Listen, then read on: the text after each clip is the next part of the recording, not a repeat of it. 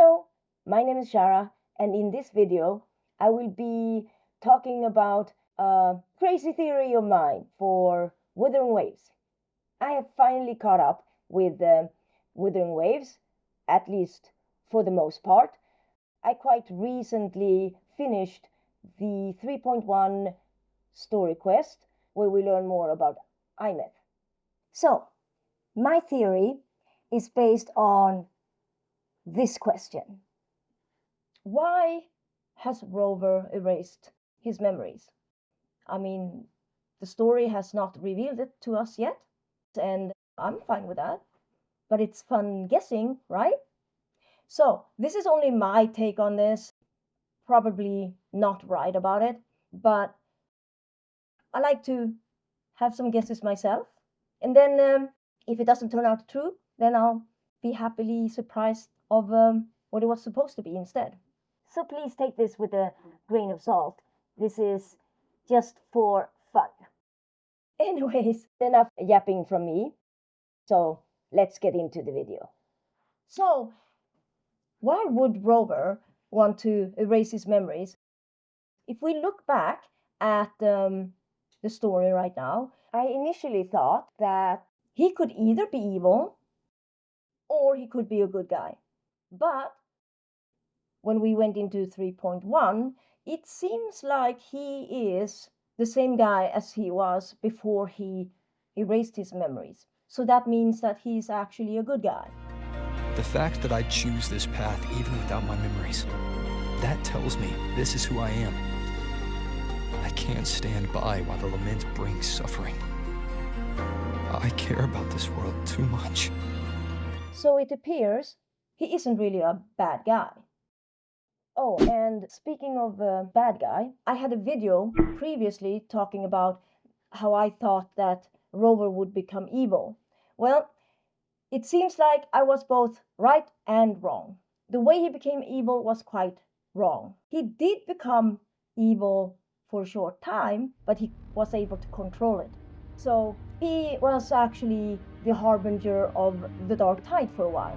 Rover, you are the new harbinger of the dark tide. Anyways, I digress. So let's get back to the question. Maybe all of his failures have just weighed him down. If we take a look at Shorekeeper's dialogue, she says that they have been trying this for so long time, right? Solaris, the tether system already existed.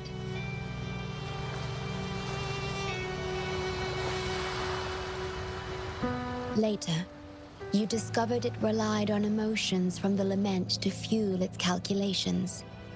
Without them, it cannot function. Using the lament against itself is like walking on a Mobious loop with no end in sight. We have tried for millennia to break this cycle, without success.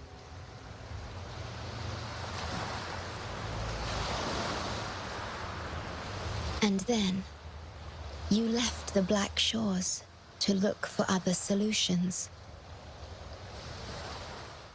So, this could mean that because of him being doing it for so long, he has done so many failures that it's probably weighed him down. And also, think about it. Maybe it's not only because of things weighing him down, of all of his failures. What if he keeps doing pretty much the same thing whenever he fails? Like similar things, unable to think truly out of the box, which results that he is unable to change major important events. Maybe he also needs to change the way he thinks. And what a better way to change it than losing your memories? Because then you don't think of past experiences and come to conclusions based on that. Now you have to start thinking anew.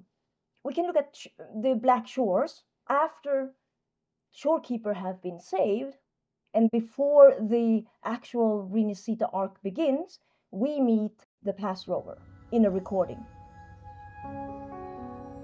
Now that you have this record, I trust that you've resolved the core issue with the Tethys system. And the Shorekeeper must be connected to it too. As Chief Steward, you now have full access to the Black Shore's databanks, which hold thousands of years' worth of records. However, you may have noticed that all information about you is missing. That's because I erased most entries about myself. The you of the past.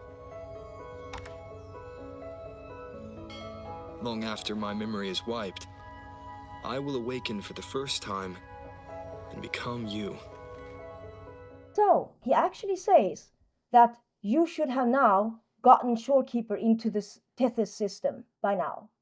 But Shorekeeper is already saved and safe. That means that it shows that he is still thinking the same way, right?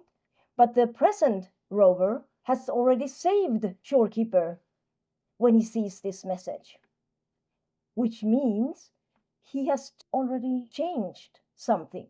So I kind of believe that he's either stuck in a time loop or he's a time traveler. Now, what makes me believe that? Well, if we backtrack a little and examine a few dialogues from Shorekeeper. First, we already know that Shorekeeper likens their efforts as if walking on a never-ending Mobius loop. And also, Shorekeeper mentioned the following. I will break the shackles of fate. I will unravel the Mobius loop that binds you.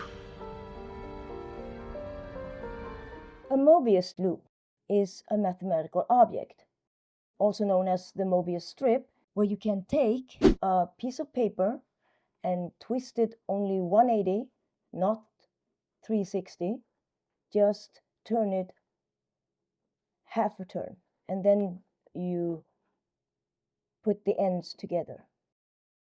You can traverse a Mobius strip with your finger without lifting it from the start and get back to the starting point. This means that a Mobius strip only has one side and one edge, because if you traverse the edges of this strip, you'll also notice it's only one edge.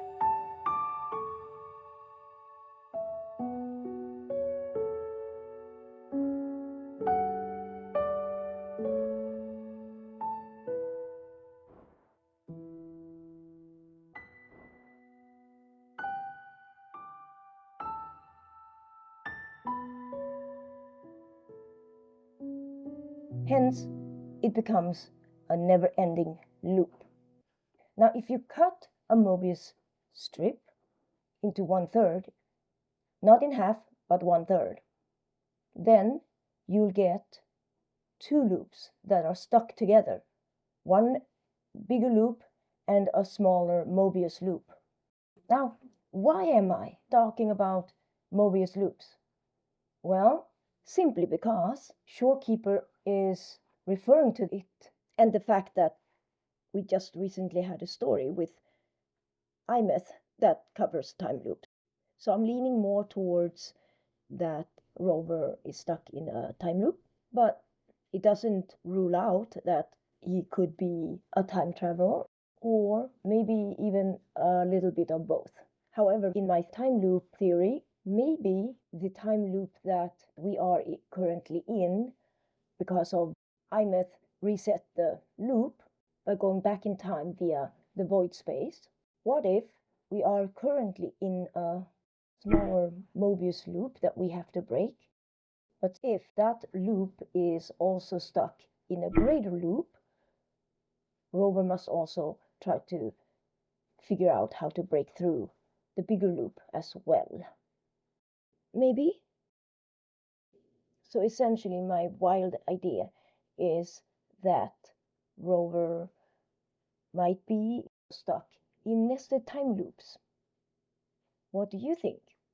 Is Rover time traveler Or is he stuck in a time loop? Or something else? That's about it. See you in the next video. Bye bye.